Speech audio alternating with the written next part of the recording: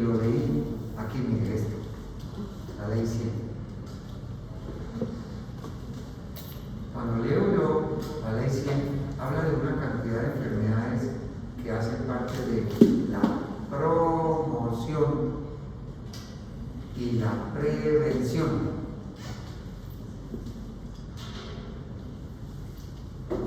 ¿Qué es prevenir?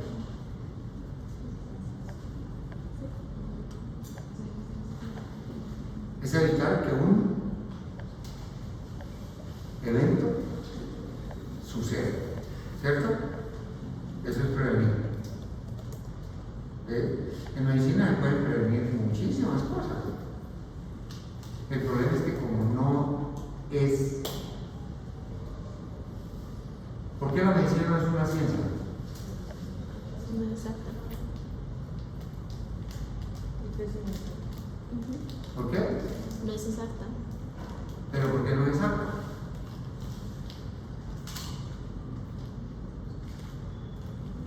¿Ustedes no hicieron investigación? Porque todos somos diferentes. Empiece por ahí, ese es el fundamento. Porque no somos iguales y por tanto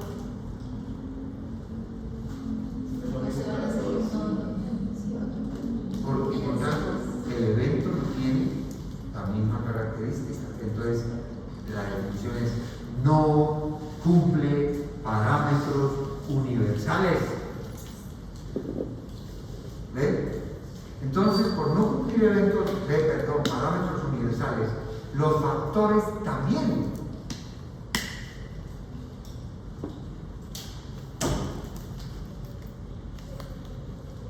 Yo pregunté una vez y eso se rieron porque no había leído. ¿Puede un evento suceder sin factores? Y se rieron. Mira, ya la otra dijo que no. Eso es lo que está diciendo. ¿Puede suceder un evento sin factores? Yo pensaría que no. No. Que no. Cada uno en un campo de fútbol y viene un meteorito y cae encima de uno.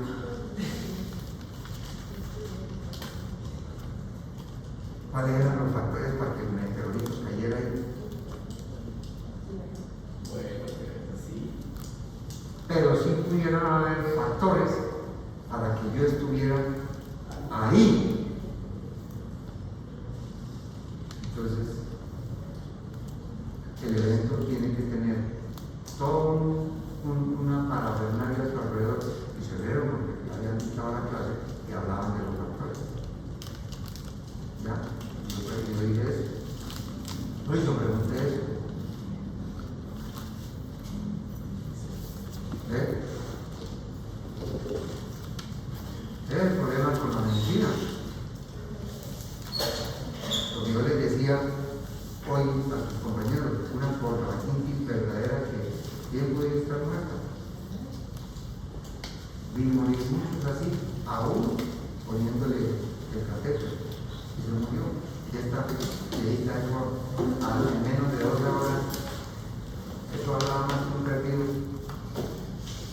Y 12 horas yo estaba somnoliente y respondía como un trago. Bueno, entonces, estos señores colombianos les dio por decir que tenían esta incidencia. Y esta incidencia, las incidencias y las prevalencias se dan por cada 100.000 clientes. ¿Ya? O sea, es el evento que sucede alrededor de las causas y los factores en cada 100.000 personas. ¿Ya? Bueno, y en Colombia, en el momento en donde ustedes están viendo estas estadísticas, no se tenían las estadísticas que hoy en día tenemos, por ejemplo, como esta. Fíjense que en menos de 7 años, 6 años, esto llegó a subir 150, 250, 300, o sea que estamos hablando aquí de 100 y 150 veces más. Esta es la prevalencia de cáncer de mama en Colombia. Estas estadísticas, ¿quién las da? Es un mentiroso, que es el gobierno que les toca creerles a ellos. Las estadísticas sobre cáncer más creíbles en Colombia las da el Instituto Nacional de Cancerología. Pero esta la dio Colombia como el ministro que tenemos, neurocirujano. Yo nunca lo vi operando a un viejo ese de la vista. Yo lo vi que daba clases de epidemiología y de administración pública, pero bueno, no puedo hablar más de eso. Entonces la prevalencia, mire que 339 casos. La prevalencia y la incidencia, la diferencia es, los nuevos es la incidencia y los que ya se conocen es la prevalencia, ¿ya? Pero si ustedes ven aquí, la incidencia no es que haya cambiado mucho. Entonces, ¿qué quiere decir eso? Es que mejoraron las condiciones para contar los enfermos, ¿ya? No es que estemos haciendo mucho para evitar esto. Por eso casi que me ratifica que no necesito ratificar, sino mía, aquí en la cabeza, esta frase. ¿Cómo se puede prevenirlo y prevenirlo? Si cada uno ya tiene su sistema inmune, pues sí, se puede disminuir la incidencia, siendo eutrófico, no fumando, no metiendo pepas anticonceptivas, que nadie se ha atrevido a decir que es cierto, pero algunos sí llegan a decir que tiene que tener relación con la incidencia. A ver, imagínense que cuando usted tenga cáncer de mama, lo primero que le van a decir es: deje de planificar si está planificando. Si tiene las barras, quítese las barras.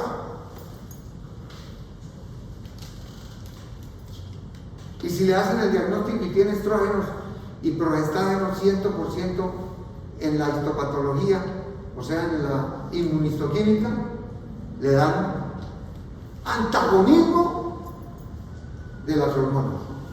O sea, se le da tamoxifeno para inhibir la acción del estrógeno. Entonces, concluye, no necesita uno ir a la escuela. Diferente el que fuma, ¿no? Y le da cáncer de pulmón. Y le dicen: no fumen, porque a la misma hora, ya que chupen más cigarrillo.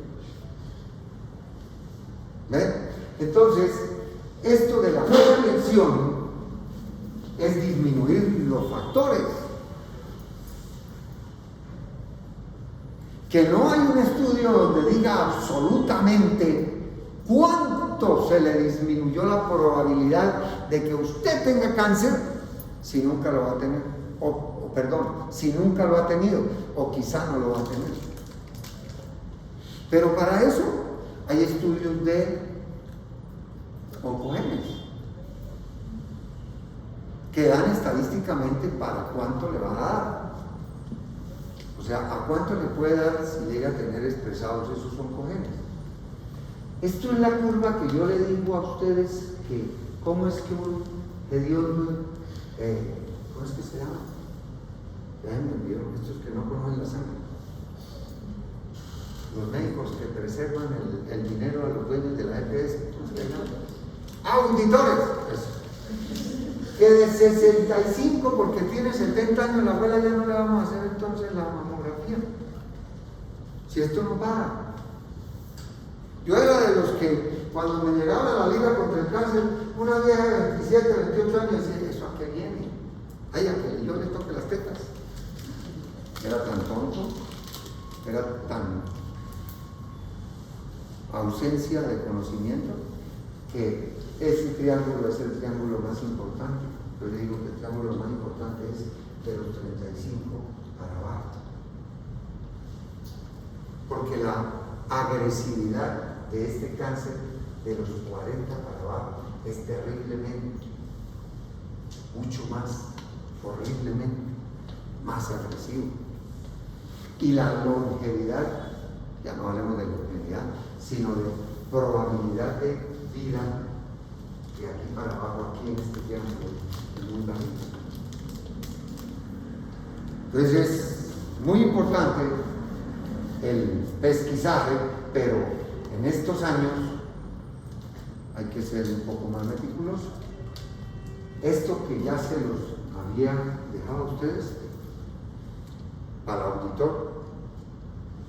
Los griegos, cuando yo leí algo acerca de este diapositiva, escriben que es inconcebible que un cáncer que una lesión neoplásica que está por fuera de una caja torácica o abdominal y esté a la mano de hacer un diagnóstico temprano, no se haga, teniendo por lo menos 10 años de probabilidad de hacerlo temprano, que mida menos de 1 centímetro. Y este cáncer no se palpa. Difícilmente en una mama 38, talla 38, ¿qué vamos a palpar una mamita de 1 centímetro? Esta diapositiva no es nueva, es vieja, sin embargo no ha cambiado mucho. Entonces, cuando usted se encuentra con un cáncer tempranito, no tiene por qué morirse. Mientras que un cáncer a esta instancia, el 75% a 5 años se mueren. Entonces, la importancia para todos, hermano, Ahí alcanza para todo. ¿es de verdad? Sí, ya. Y ya tiene como 4 por 9. Gracias. ¿Ya? Entonces, ese es el objetivo de llegar a tener una paciente en donde pueda contar la historia. No se puede prevenir. ¿Ya? No se puede prevenir. Y aquí cuando habla de esto, miren, todas las etapas de la clasificación pueden ser combinadas y se atreven a hablar del 90%. Ahí está el pronóstico malo. Los síntomas. Yo quisiera colocar nomás esto. Cáncer de mama asintomático. Porque el cáncer de mama, cuando es sintomático, ya no hay mucho que hacer más que rápido. Digo mucho más que rápido es que se disminuye tiempo de residuo de la enfermedad, tiempo libre, se disminuye la probabilidad de sobrevivir. Como ya vimos hablar, hasta el 99% se disminuye la probabilidad, porque todo esto de aquí para abajo, hasta aquí, es avanzado. Todos estos signos es avanzado.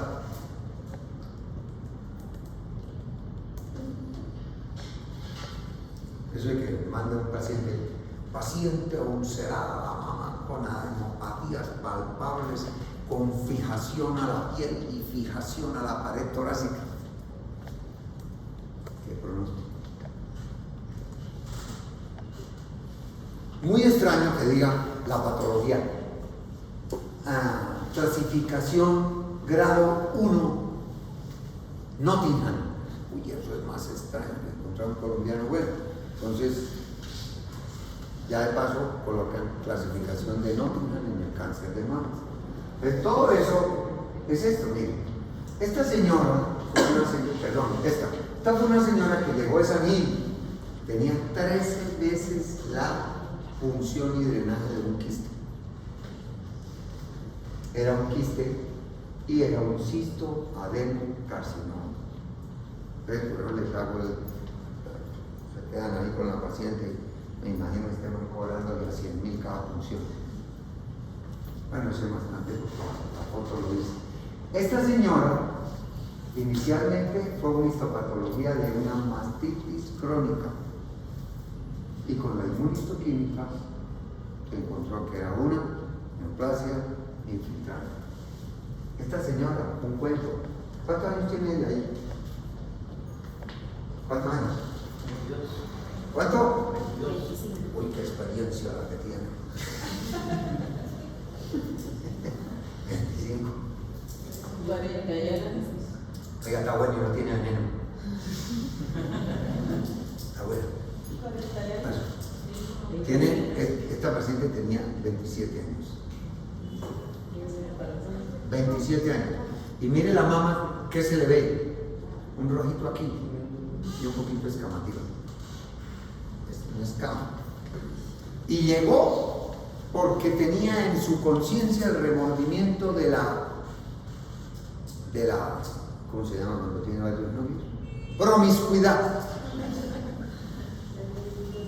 Entonces, ¿por qué se rían todos los novios? Era cierto, era su angustia. Y ella creía que era una enfermedad por transmisión sexual. Se le pegaba el brasier. Cuando llegó, ¿usted cree que yo pensé que tenía una neoplasia maligna? No. Yo dije, eso es una lesión eczematosa. Sin embargo, la señora me dijo una frase. Dijo, una vez me salió una gotica de sangre. Ahí va la madre. Ahora sí cambiamos el cuento. Se le hizo una ecografía y la ecografía decía que tenía una ectasia ductal. Yo dije, bueno, ya vino aquí y le pegué aquí una cuchilladita y nos llevamos esto. Eso, esto fue antes. Y era una lesión neoplásica maligna del pezón y la clasificaron como una neoplasia de Paget's. 27 años. Ya no sé si vive, la trataron, la operaron, no sé si está viva. Imagínense, eso hace como 30 años. Eso fue como en el 97, yo apenas estaba desempacado. ¿Ya? ¿Cómo le pareció? ¿Y esta? ¿Qué es eso? Piel de naranja. Retracción de la areola. Fíjense que hasta, si usted la ve bilateral, esto se retraba. Es un estado avanzado. Mire esto. Esto es un 4C, se le pegó el tumor y se fijó a la pared y tiene fijación de pared y fijación de piel. También es avanzado. Y ella no tenía nada en la mama. Y esta era un ganglio, un conglomerado ganglionar neoplásico de una epitelial, que no es infrecuente, es frecuente. Eso es lo que se llama primario desconocido. Mire esta, otra, igual, neoplasia ya con crecimiento, se mira hasta se elevaba y traccionaba la mama. Ella sí está viva, la esposa de un periodista. Gloria se llama. ¿Ya? Mire, retracción, fijación. Entonces, retracción del pezón y fijación son dos cosas diferentes, ¿no? Clínicamente la fijación usted no puede sacar el pezón. Y cuando está por un proceso inflamatorio, crónico o retracción porque hay algunas mujeres que tienen una retracción congénita del pezón, se puede sacar. Entonces, esa es la diferencia. Esta no se sacaba, no salía. Esta otra, miren, se retrae la areola, se retrae el pezón y cambia hasta la y esta es otra historia. Mamografía y ecografía normal. Cada vez que van a examinar a una mujer, díganle, levante los brazos y vea bien las aristas de la mama. Pues esta señora no tenía nada de eso. 4 chuzazos se le zampó. Aquí, mire esto. ¿Sí lo ve? Eso era lo único que tenía. Acostaba uno, la palpaba, no tenía nada. Pero levantaba los brazos y mire. Se le hizo la primera, se le hizo la segunda, se le hizo la tercera, se le hizo la cuarta y en la cuarta apareció. No tenía ganglios presentes o palpables, digo yo. Otra historia. Esta también vive. Mire. Es la misma, ¿no? Mírenlos. Es la misma. Entonces, un pezón retraído, fijo, retraída la areola. Esta es la areola contralateral. No sentía nada. Esta señora llegó, hasta me acuerdo del médico que la mandó, diagnóstico diferencial, Born-Recklinghausen. Escribió con polvo de tal. Pues tenía todas estas pepas, eran unas pepitas que si usted ve, mire, todo esto era como marrón. Y aquí tenía una pepita. Entonces esta diapositiva es para decirle que las metástasis supraclaviculares en el cáncer de mama no son N, sino M. ¿Ya? Aquí sí son N en la clasificación TNM. Ay, me murió rápido. Era bilateral, invasor. ¿Cómo puede llegar una paciente a tener esto? Pregunto, ¿cuántos años? Y son capaces de venir a decirle a una señora esta que es que hace un mesecito se le encuentra así. ¿Cuánto cree que pasa eso? 12 años. Años. ¿Ven? Esto también. Esta fue una enfermera que cuando se le hizo el diagnóstico y lo operamos para programar, se demoró como 2 meses y pasó como de 4 a 5 centímetros a esa masa. Es un tumor fibroso maligno a toda velocidad. Esta señora vive, se llama Zoraida. ¿Cómo? Sí, todo, le sacamos todo. Después se le puso una prótesis, la pagó ella de Macana, 1.800.000 pesos. ¿Ya? Esta es otra historia. Esta es una historia de una señora que llega con este botón, le hacemos una biopsia y la primera biopsia dijo que era un papiloma. Pero que entonces le resecáramos, lo resecamos. Y luego dio esta información histopatológica resecada, miofibroblastoma. Créanme, les cuento, yo no tenía ni idea, porque yo soy empírico de estos 30 y muchos años, no tenía ni idea. En ese momento había llegado un compañero que había estudiado oncología y, bueno, recordarlo, tiene una enfermedad de los músculos. Y llamo entonces, Pachito, ¿usted conoce un miofibroblastoma de la mama? Y me dice Pacho, y esa boda, eso es muy extraño. Le dije, sí, más que un colombiano. Bueno, digo, sí, eso es muy extraño. Haga una cosa, yo me voy a poner a leer. Fui y leyó por la noche, como me llaman a las 6 de la tarde, y me dice, hágame inmunistoquímica, porque ¿qué más? Llamé a otro vanidoso compañero que estudió, ese todavía vive y trabaja allá arriba, y me dijo, hágale si quiere una resección de extensión, si llega a tener cercano a los bordes de resección. Y no, eso es maligno, eso es una neoplasia entre músculo, fibrosis y estroma con algunas células plásticas, déjalo así, si me he parado. Mi Pachito entonces me llama y me dice, no, hágale extensión y hágale todo el estudio de inmunistoquímica. Y yo, sea epitelial, sarcomatoide, invasor. Hágame el favor. Bueno, pues esta señora todavía vive, va al control, no ha podido bajar de peso, le quitamos la mama completa, le sacamos de aquí un pedazo, se lo metimos arriba, es otra historia. Entonces, esta historia se repite. Es un dolor inflamado, todo, la vanidad de nosotros. No sé en qué voy a terminar. Factor de riesgo y alto riesgo es diferente. Los factores de riesgo obligados desde el punto de vista académico no se pueden olvidar. Pero el 65 a 70% del cáncer de mama a veces no está metido dentro de esto. Pero hay que decir, ¿cuáles son realmente los factores reconocidos por esto? Es esto, miren. Los antecedentes de radioterapia y el cáncer o de la estimulación hormonal. Por eso que digo, desde tempranito, miren. Pero nadie se atreve a decir, oiga, mujeres, no planifiquen con hormonas. Nadie. La salud tiene más influencia política y económica que conocimiento científico.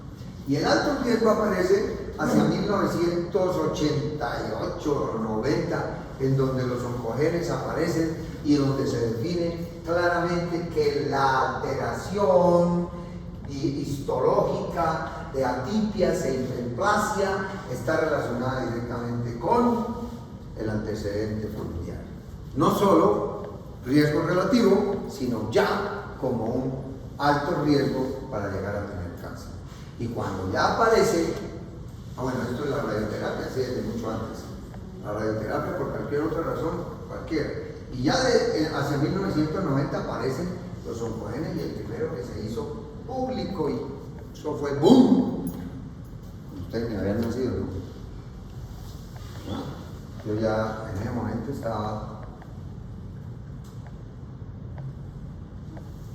ya era médico. Y eso era de noticia, de espectador, inquieto, todo eso, que ya se podía evitar el cáncer de mama, pura paz. Entonces, este BRCA2 está relacionado incluso con el cáncer de mama en el hombre. ¿Cuánto es el porcentaje del cáncer de mama en el hombre en el mundo? El 1%. ¿Ya? En nuestro medio, hasta ahora es que podemos estar viendo hombres con cáncer de mama. No sé si está relacionado también con el hábito, las petas, las comidas, todo lo que se traga.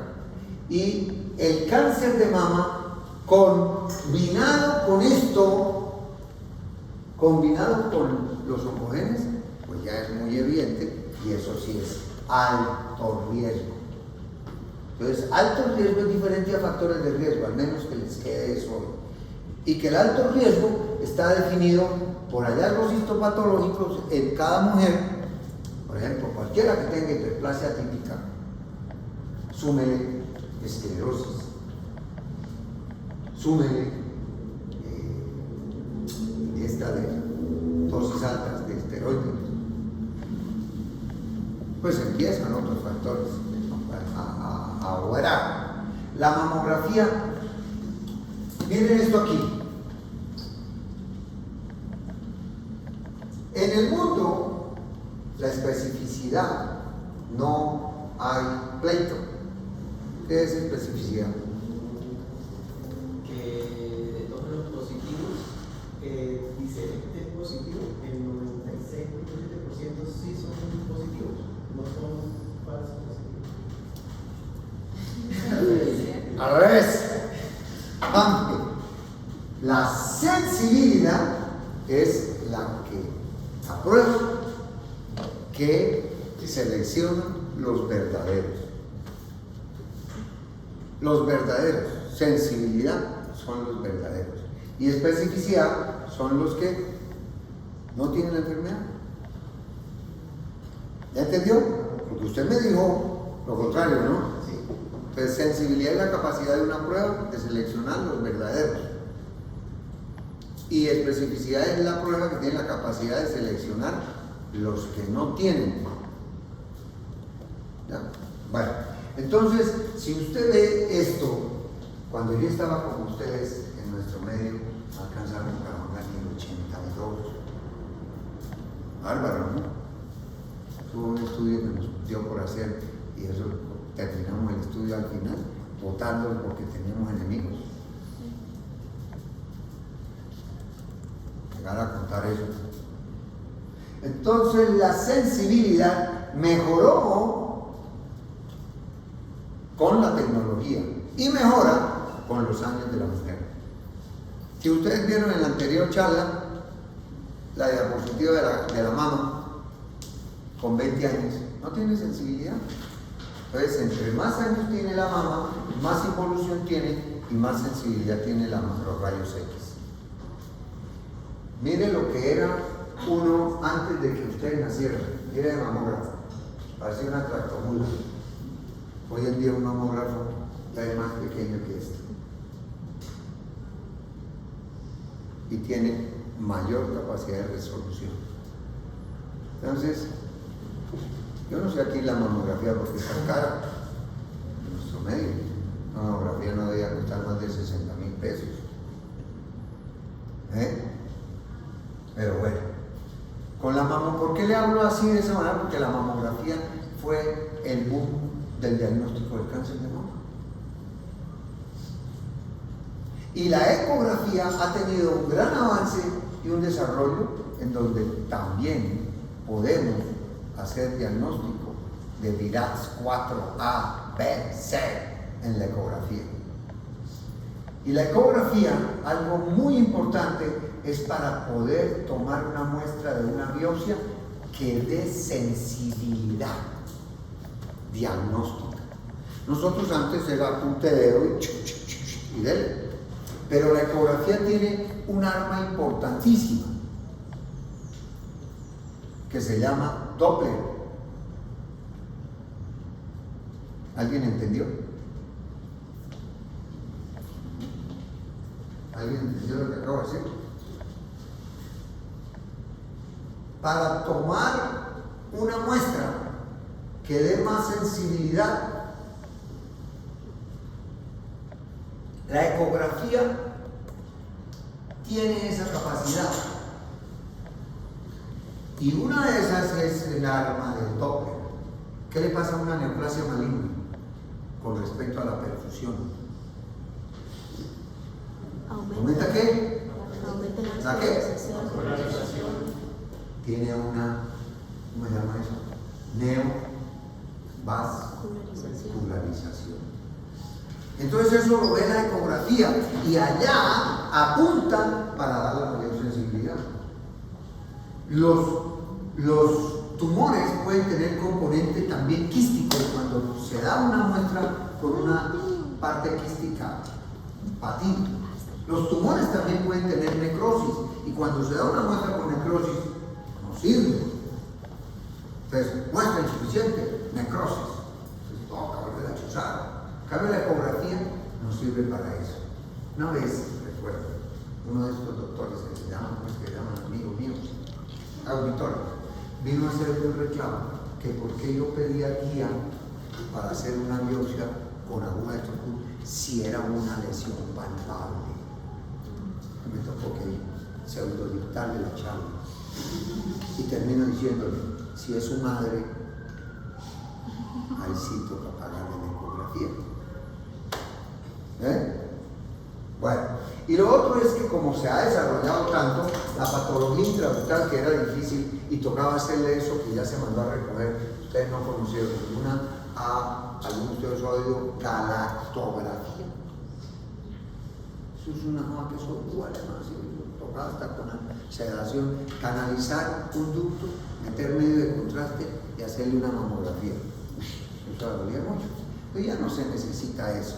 Y la ecografía puede ver lesiones intraductales. Y ustedes saben que la ecografía es el estudio para definir líquido, aire. ¿Ya? Colección. Pero que el aire es el enemigo de la ecografía. Pero entonces, un líquido dentro de un sólido, la ecografía 100% tiene sensibilidad. El aire es el enemigo de la ecografía. Y esto que siempre ustedes oirán o leerán decir, VIRATS 3 necesita complemento con ecografía. Entonces es el complemento. Sin embargo, hoy en día la ecografía con alta definición y en manos de que alguien que sepa, ve lo que se ve en las ecografías. Lo que no se ve en la ecografía, bien, son las microcalcificaciones. Las macros, sí, algunos lo ven y se pueden ver. Por ejemplo, mire, esto es un Viral 4C. Evidentemente fue cáncer, mire. Si usted ve la diferencia, si esto fuera una lesión redondita, que no tuviera esto espelucado, podría decirse que eso es benigno. Si usted ve esta lesión, bordes absolutamente irregulares, incluso no se salen, mire, eso es un Viral 4C, eso fueron ambos cáncer. Entonces, no tenían mamografía. Esto era lo que yo le decía, una galactografía, eso ya es historia, lo coloco ahí como para que sea historia. Hubo galactografías. Y estas resonancias, cuando yo estaba con ustedes, se volvieron boom en los gringos por las prótesis. ¿Por qué? Porque esta no necesita compresión sobre la mama y las prótesis evitan poder hacer una compresión ideal. Por favor, esto es al menos conocimiento. PET, P-E-T, tomografía con emisión de positrones. Entonces, esto fue la idea y el aporte de un premio Nobel de Medicina. No sé si ustedes, algunos han oído de que al cáncer lo que más le gusta es el azúcar, ¿no? ¿Han oído? Pues eso fue premio Nobel. Cuando llegó y se conoció que casi 23 a 24 veces más una célula neoplásica consumía energía. Y es por eso que es la base del conocimiento de por qué y cómo mata el cáncer de mama. El cáncer en general es una enfermedad de altísimo consumo metabólico, por eso uno con cáncer se muere en los huesitos. Porque visto de una manera práctica o vulgar, usted come 24 unidades y 23 se la tragan las células del cáncer. Es por eso que cuando hay una neoplasia maligna que ya no se tiene control, es una defecio pretender darle nutrición adicional.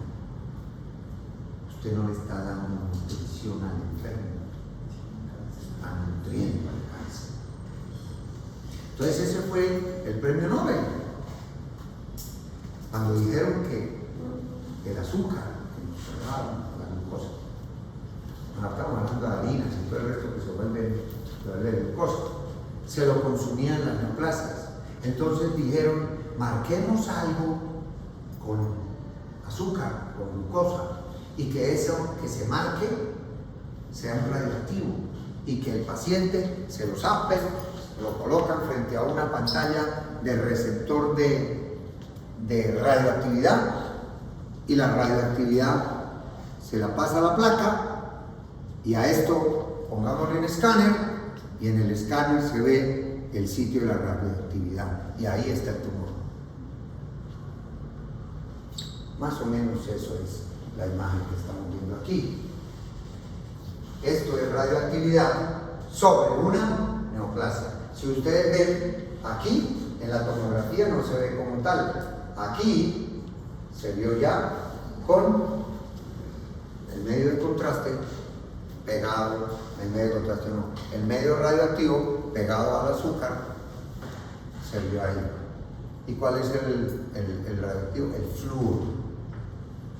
Esto, para hacer esto se necesita una cámara, una bomba de mantener radioactividad y todo eso. Eso es billete.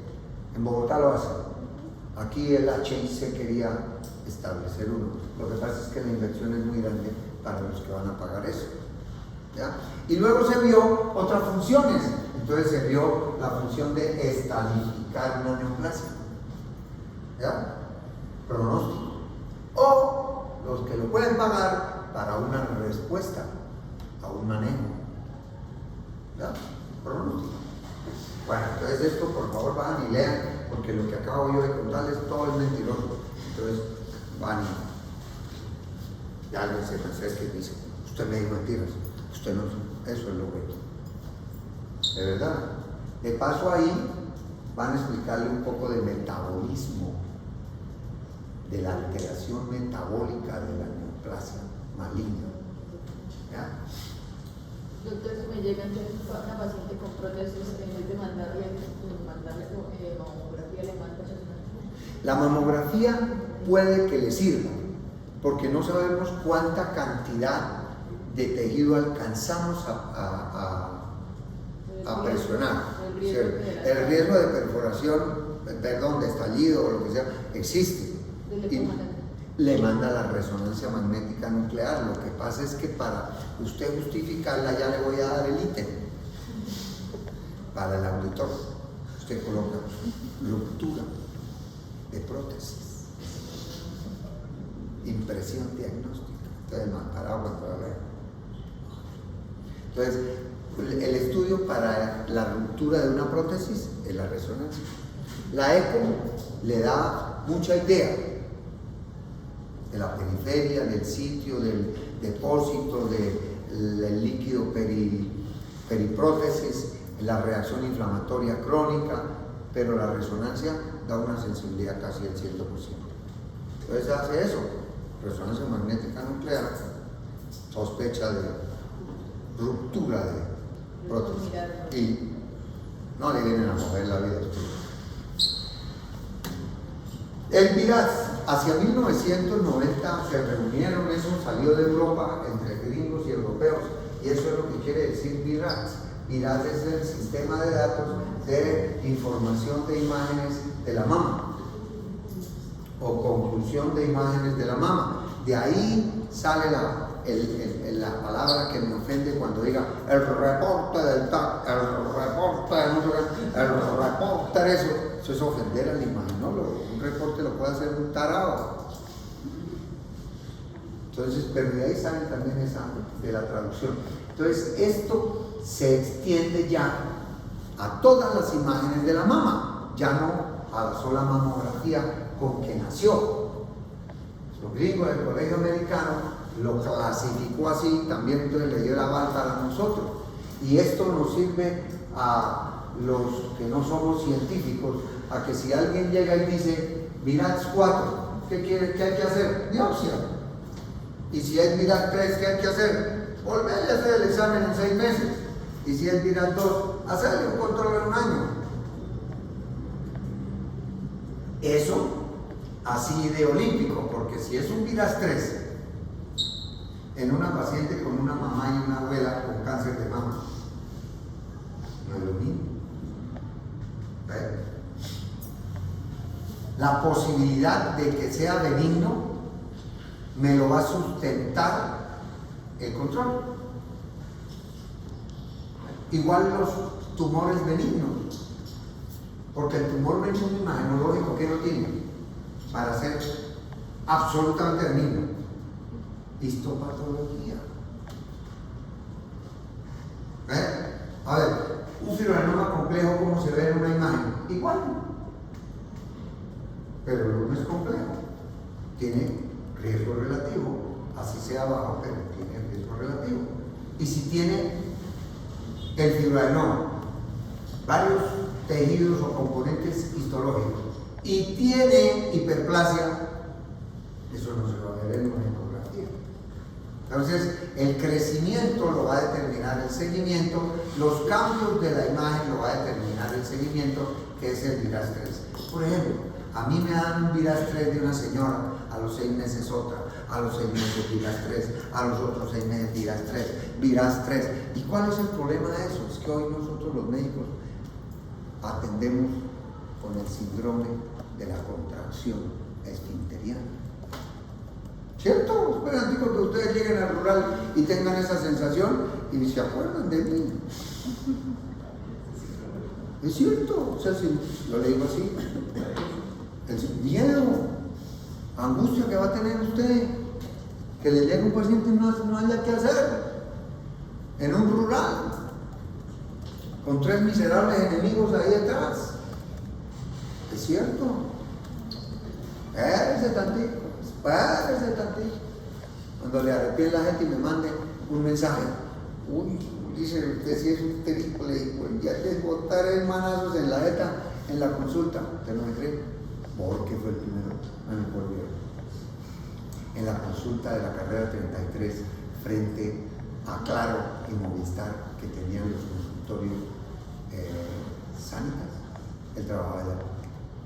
Le arremaron un arepaso sentado en el escritorio porque no le dio incapacidad a un man. Háganme el favor.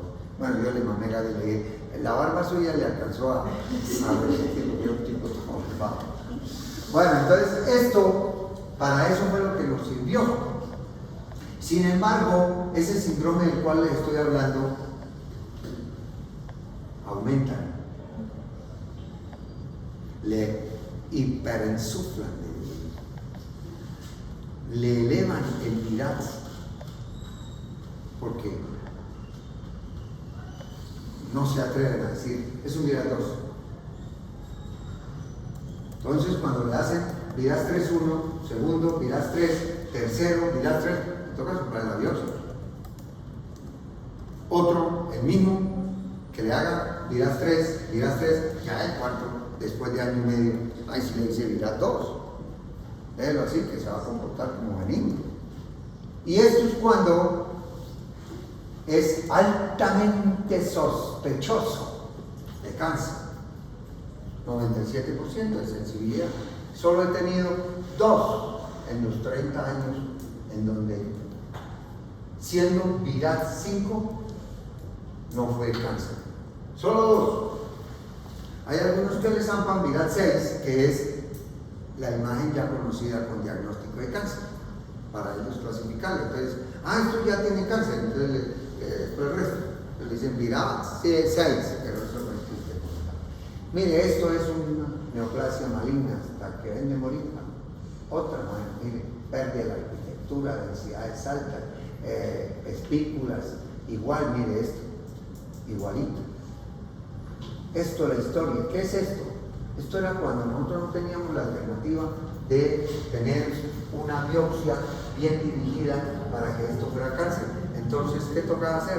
Demarcarlo y llevarlo, por ejemplo, con esta imagen a esta, eso le quité casi todo un cuadrante, porque las posibilidades era que fuera cáncer, evidentemente era cáncer. Y eso es lo que se llama una demarcación con arco. Igualmente, la lesión es esta, ¿no? Es que pasaron derecho la aguja. A uno le dan descripción de distancia. Las biopsias excisionales en cáncer con alta sospecha están mandadas a recoger. No se debe sacar una lesión con alta sospecha mientras no sea diagnosticado con suficiente probabilidad o descartar o lo que sea con biopsia de aguja de triputo. Porque cuando se cambia, cuando se saca una lesión como esta y la informan como neoplasia maligna invasora, se cambió el estadio. La cagamos. ¿Ves? Porque a la paciente la van a manejar como un estadio avanzado. Mire, una lesión, 2 lesiones bilaterales, esto es una conglomerado de microcalcificaciones. ¿Dónde está aquí el cáncer? ¿Dónde? Esa la dejo ahí para que cuando yo la diga yo, ¿dónde está el cáncer? ¿Dónde está el cáncer? ¿Está aquí? ¿O está aquí? Aquí. Si ustedes ven, ahí hay una gran alteración de la arquitectura. ¿Y aquí dónde está el cáncer? Pues mírelo, es la misma. Es aquí. Dices, 2 era bilateral, Era viral 5, evidentemente. Neoplasia maligna. Ve usted la retracción, aquí está el tumor, es este mismo aquí. Estas son cefalocaudales, laterales. Otra lesión, clarita neoplásica. Otra lesión bilateral neoplásica. Esta es una benigna, densidades diferentes, bien definidas, el resto. Esta es una historia, 72 años. La señora vive aún, me la encuentro bien, pero llegaron más de 98 días. Miren. Aquí le habían dado Vidats 3. Un año después, miren, siquiera era escamocelular y bien diferenciado. Se le operó la abuela, ya con radioterapia, y también tenía receptores positivos de estrógeno y progestágeno, y era un grado 1 de Hodgkin. Todavía vivo. Imaginen que le suceda a uno de ustedes, demandan imagenólogo.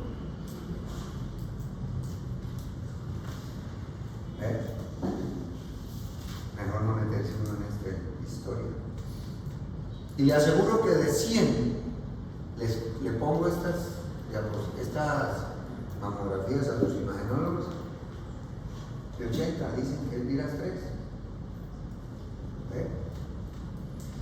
Esto es una mamografía en este momento, boom, da billete. Sí sirve para definir los pacientes, evidentemente, donde fuese más sensible la histopatología. Se llama así, tomosíntesis. En Bucaramanga hay 2. Muy caras. 300. Otros 280. Cuando usted tiene plata, vale como 400. Y los muérganos aquí no se va. Uno tiene que justificarla mucho. Pero sí es cierto, define mucho más. Lástima que no le puse la diapositiva de la anterior, o sea, de la mamografía donde se veía con menos densidad la lesión. Pero esta tomosíntesis está o fue definida para determinar y aumentar, aumentar más la posibilidad de diagnóstico, reduciendo el riesgo. Vale plata y la utilizan. Algunas que tienen dinero, yo tenía unas amigas que eran de la liga, y amigas no conocidas, y que no se la hacen, cuando conocieron esto, no se la hacen cada año convencional, se la hacen con tomosíntesis. Es la angustia, pero los ricos también se ven igual. Acuérdense cuando digan allá, se murió Elon Musk. Murió Besor. Se murió, yo le digo, Krukenberg. Miserable ese que volvió al mundo con el Facebook. ¿Ya? No me mueren igual. Es cierto. Mire, póngale aquí una B y es un error. Pero es como decir chévere, ¿no? ¿Sí? O como escribir en contexto de dolor abdominal y diarrea. Suave, es tan arrecho. Pero otro, cursa con diabetes. Otro, igual, biopsia. ¿Qué es biopsia? Es el estudio histopatológico del tejido. ¿Y qué se saca con una capa? Es un aspirado con aguja fina. ¿Y qué se ve en el microscopio? Células. Entonces esa es la razón, doctor. No es que te digo, pero ya entendemos. Ahora, con la citología no se toma decisión terapéutica. Nunca. Una citología alterada, ¿qué obliga? Una biopsia. ¿Cuál es la única donde no? El tiroides. ¿Ya? Porque se ha demostrado la sensibilidad de la CAF. Pero en la mamá no. Hágale una CAF a una vieja embarazada. Eso sale dinosaurios, jirafas y pueblos y eso salen asustadas. Es cierto, es cierto. Por la alteración, cambio necesario que se tiene que tiene que ocurrir por la estimulación de la preparación de la mama para la lactancia. ¿Ah? Entonces la biopsia es la que define el diagnóstico para incluso utilizar, se me quedó la diapositiva, para hacer estudios de inmunohistoquímica. En una citología no se puede hacer estudios de inmunohistoquímica. Y aquí, como la escribí, abierta, demarcada con arpón, desde antes, allá el ejemplo, ya no se debe hacer, eso casi que está proscrito. La dejo por eso, porque ustedes en el rural de pronto pueden tener la oportunidad de sedación y poner. Bueno, eso era en la época mía, ahora ustedes, entonces, como dijo mi mujer, cuando digo, lo más importante en un rural es tener 5 ambulancias ahí mismo y que lleguen así cíclicos. Somos repitólogos, doctor. Pero es la desgracia. Esa es la desgracia. ¿Qué más? Así usted tenga la capacidad. Pero la capacidad desarrollada, usted tiene más armas para poder defenderse. Bueno, lo de estereotaxia es con mamografía. ¿Ya? Cuelgan la mujer la acuestan en una mesa, la mesa tiene unos rotos, un roto aquí donde después la pérdula la mama, aquí le toman la mamografía, le ponen tridimensionalidad y se van las X, Y, Z y se sabe dónde está el punto de la lesión y luego también con una dirección tridimensional meten la aguja y allá llegan a una microcalcificación, por ejemplo. Esta clasificación TNM, eso no está mandada a recoger nunca y es lo más viejo que existe. Lo que pasa es que los oncólogos son los que le dan la gran importancia, nosotros no. Son tumor, nódulos axilares y metástasis. ¿Y qué? Porque aprenderse esto no tiene mucha... La información de esto es una información múltiple, como las hojas para ir a votar por estos miserables senadores. Uno no ya quiere, ¿no? Pero entonces le dice algo que es esto, mire doctor, párenle bolas al T, párenle bolas al T, aquí no hay café, T, y párenle bolas al N. Estos son estadios considerados avanzados. El T del tumor, el tamaño del tumor y el T3, fíjese que aquí lo dan como temprano y esto mide 5 centímetros, ¿sí? Pero el N, detalles en que el N en los tempranos no está, sino aquí. Entonces esto es un nódulo con un T0. T0 es que no lo definen. ¿Ya? Y el T1 sí es mucho menor de 1 centímetro, T1A, T1B. Pero si ustedes ven aquí, con respecto a esto,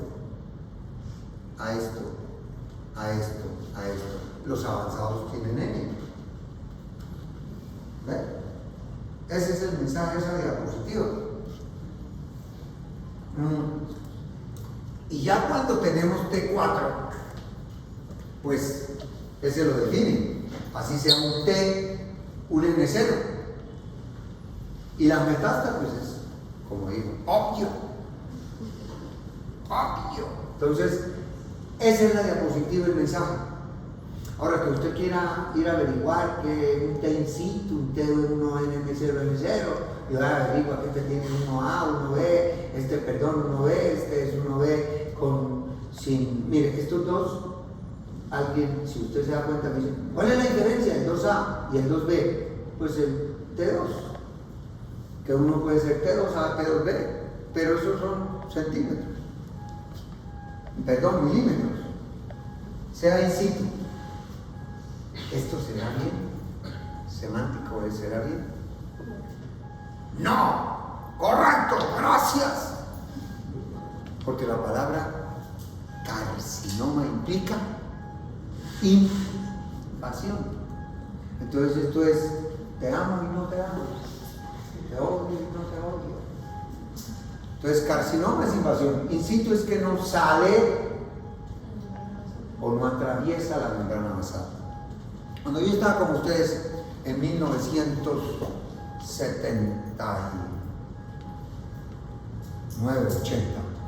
el sea in situ se consideraba como algo que no se trataba, porque no era invasor, por tanto no mataba, solo se esperaba si crecía. Hoy no, hoy eso está mandado a recaer. Entonces, el comportamiento del in situ, desde el punto de vista histológico y biológico, son diferentes. Entonces, lo que se llama comportamiento biológico del tumor. ¿Y eso cuándo se empezó a hablar? Pues se empezó a hablar cuando se conoció la inmunistoquímica y los estudios de oncogénesis y los estudios de comportamiento a los manejos del tratamiento con citostáticos y luego en la medida que se avanzó con el tratamiento, en esa medida también se empezó a avanzar en el comportamiento biológico. Por eso, 2 neoplasias malignas de la mama nunca son iguales. Y eso justificó para que 6, 7 se sentaran en una mesa a discutir cada caso. No sé si alguien ha leído sobre el manejo multidisciplinario. ¿No han leído eso? Pues eso lo da esto, de lo que estamos hablando, ¿ya? Y son diferentes en tal y en situ desde el punto de vista de su comportamiento. Ahora, inmediatamente uno de ustedes es, ¿y cuál es más grave si llega a tener mi mamá? Bueno, ¿y cuál es el más grave si llega a alguien? No, cada uno tiene su comportamiento y cada uno define la biodisponibilidad. Lo que sí se sabe, a grosso modo, es que el sea adulto in situ, a pesar de que, miren, la mitad se recurre al manejo conservador, puede tener a 10 años el sea invasor, mientras que este muérgano es más rápido la invasión, a pesar de que es a 15 años, pero se duplica la probabilidad. Una señora se puso a leer eso, de apellido Jaimes, que todavía me manda mensajes cada vez que lee el día del médico. ¿Qué carajo se lo dio? Y ella tenía un sea in situ lobulillado. Y me dijo, quíteme las ambas. Me tocó quitárselo. Y cuando llega y me dice, doctor, ¿es que usted cree que yo teniendo este cáncer y siendo multifocal, multicéntrico y bilateral la probabilidad, es como si usted me diera un revólver de 4 espacios, me le coloca una pepa para que yo juegue a la ruleta rusa y me da la tranquilidad de que solo el 25% de este cáncer lo voy a tener invasor a 15 años? Eso me dio la vida. Yo no necesito ya de estudios de oncogénesis ni nada de esa joda. Me tocó quitárselo. Deja pendeja. Ahorita tiene como 20 años ya después de eso, ni ha tenido sea de ovario, ni ha tenido sea de páncreas, ni ha tenido más nada. Se le ha podido resecar, seguimiento con resonancia magnética nuclear, y claro, tenía sus petitos. Pero eso no lo supimos sino 20 y muchos años que llevamos de eso. ¿Ven? Entonces el comportamiento biológico es diferente y eso es lo que hacen los estudios de los científicos mastólogos o oncólogos, que es lo que hoy en día está en el mundo. Usted le pone ahí a Google eso, estudios de inmunistoquímicas en cáncer no invasor, o en sea in situ, o en estadios tempranos de mama, o en receptores hormonales positivos con el otro, se me olvidó el nombre, con estudios de proliferación. Y eso hay un grupo de estudios y de tratamientos diferentes y esto de multifocal, multicéntrico, no lean, ¿no? Multifocal, multicéntrico no es lo mismo. Uno, la diferencia es que este se puede tener varios del mismo y este es varios, pero con diferente estudio histológico, que es menos frecuente. Lo mismo que hablábamos sobre ¿es hiperplasia o es carcinoma intraductal? Lo resuelve la inmunohistoquímica. El infiltrante es el más frecuente, ductal. De los infiltrantes, el más frecuente es el ductal. No es que tenga mejor pronóstico, como la gente habla, porque el pronóstico, ya se lo dije, lo determina esto: el comportamiento histológico, la variedad de la clasificación, los hallazgos de la biopsia con respecto a la mitosis, a la definición del tipo histológico, etcétera, etcétera. Y esto de que el pronóstico depende del tratamiento primario, es lo que yo les digo: no cometer errores ni siquiera desde el principio haciendo el diagnóstico. Haciendo una biopsia excisional ya se está cometiendo un error. ¿Ya? Mejor dejar allá las teticas quietas y hacer la biopsia con Clonetrucut, y ahí sí empezar a hacer un tratamiento adecuado desde el principio. El seamo biliar infiltrante, ya habíamos hablado de que posiblemente tuviera un comportamiento de invasión más rápido y que fuera contralateral, pero mire lo que les estoy colocando aquí, que es uno de los comportamientos biológicos del lobo biliar, y sigue siendo, miren, la sobrevida de 5 a 10 años con nódulos negativos es del 86 al 87, al 79%, es muy buena, pero lo daña absolutamente los nódulos presentes. Cambia totalmente la sobrevida, y eso está más dado al movilidad. Es un problema de mujeres jóvenes, de mujeres porque están lactando, porque están embarazadas, porque estuvieron embarazadas. El cáncer de mama en mujeres menores de 30 años es supremamente agresivo, y el cáncer de mama en embarazadas o lactando igualmente. La sobrevida es supremamente baja. Vayamos nomás a este ítem. El 74% de las embarazadas con cáncer de mama tienen nódulos positivos. El 74%. Eso quiere decir que de 4 con cáncer de mama, 3 tienen, contra el 37% de las embarazadas menores de 40 años. O sea, es más frecuente la invasión de los nódulos en las mujeres embarazadas menores de 40 años. Es por eso que cuando ustedes le preguntan: señora, ¿usted tiene antecedentes de cáncer de mama? Dice: sí. Ojo, pregúntele: ¿tenía menos de 40 años? Es mucho más significativo. ¿Ya? Pero de todas maneras no se puede negar que estas mujeres, esa menor sobrevida, mayor agresividad y peor pronóstico está en relación a la actividad hormonal. Eso no se puede negar. ¿Dónde? ¿Cómo? ¿Cuál? ¿La diferencia? Como ya vemos en la dosis individual. ¿Ya? Y es el tumor, mire, es la lesión maligna que se diagnostica con mayor frecuencia en ese momento, o sea, en el embarazo. Pero como ya les dije, una citología en una mama de una mujer embarazada salen jirafas, elefantes, tigres. Entonces se debe ser prudente para hacer eso. Este era el receptor que me olvidé. Estos son los 3 receptores obligados que se les tienen que hacer a todas las mujeres con cáncer de mama diagnosticados en una biopsia. Lo consideran si hay que hacerle otros el histopatólogo.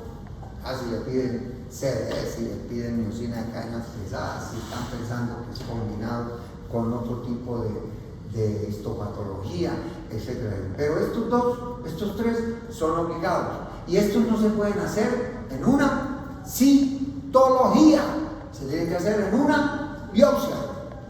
Existe un tumor muy malo en el pronóstico, que es lo que se llama triple negativo. Son negativos los receptores de estrógeno, negativos los receptores de colesterol y negativo el receptor D2, que hace parte de la capacidad de multiplicación y proliferación. Entonces, cuando le digan receptor estrogénico 100%, bien, progesterona, bien, negativos, bien. Bien, ¿qué quiere decir? Que tendrá mejor pronóstico, incluso hasta la respuesta a la terapia. Marcadores tumorales hay muchos. Lo que pasa es que entre nosotros, billete. Eso vale 4 o 5 millones de dólares de estudios de todo. Ya hay unos paquetes ahora que son mucho más baratos. Ya, algunos laboratorios lo hacen, pero aquí no hay frecuencia. Entonces, esto lo que hace es eso, predecir un pronóstico a la terapia, la recurrencia temprana en cierto tipo, el riesgo de la posibilidad de aparecer con la enfermedad. Y esta diapositiva lo que quiere decir es que cuando son positivos tienen un mejor pronóstico de sobrevida. Esta línea, aquí por encima, son los que son positivos y esta línea son los negativos. Perdón, inverso. Los BR negativos tienen una sobrevida menor, o sea, los que se parecen a la mamá viven más. ¿Entendieron? No. El cáncer de mama lo ven en un microscopio. Si el histopatólogo o cualquiera llega y le pone una placa de un cáncer de mama y dice, uy, esta base me parece a la mama, bien diferenciada. Dice, uy, no, estas células son monstruosas, yo no sé dónde eran. Probablemente es muy poco diferenciada. Entonces, esos que se parecen tanto tienen receptores estrogénicos positivos. Recuerdan de dónde vienen, recuerdan a la mamá. Esto es para que ustedes no se les olvide cuando lleguen a alguna patología y le digan a usted, oiga, doctor, mírenme, estos son la inmunohistoquímica, ustedes ven, receptores 100% de estrógeno. Está bien. Y la gente lo ve lo contrario. Uy, esos son 100% positivos, tan jodidos. Eso.